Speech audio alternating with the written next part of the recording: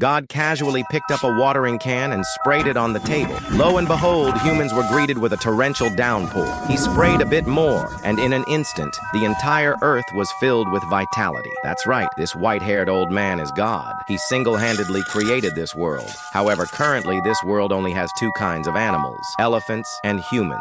At this moment, a group of little people gathered around, watching a man drilling wood to make fire. Their noisy chatter attracted God's attention, but just then, a small flame suddenly appeared.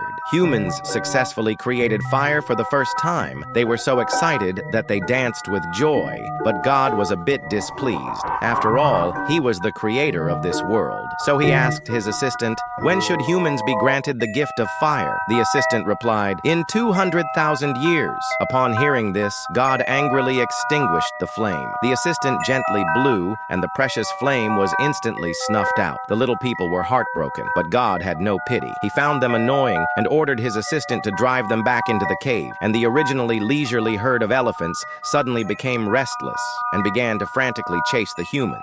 The little people fled back into the cave in a panic. Seeing this, God was finally satisfied and began to read a book. But after a few minutes, the humans came out again. They formed a circle and started a strange dance. God was a bit puzzled. What are they up to now? It turned out that although only a few minutes had passed, in the human world, more than 10 days had gone by. The persistent drought had made it almost impossible for them to survive. At this moment, they were praying to the sky for rain. God finally realized, so he hurriedly instructed his assistant to spray some water. With a light spray, it immediately started raining heavily in the human world. The little people cheered with joy. They looked up at the sky and thanked God for his blessing. God grinned from ear to ear, feeling that these little fellows were really well behaved. So he instructed his assistant to spray more water. The assistant sprayed 2 more times, and the entire earth instantly came to life.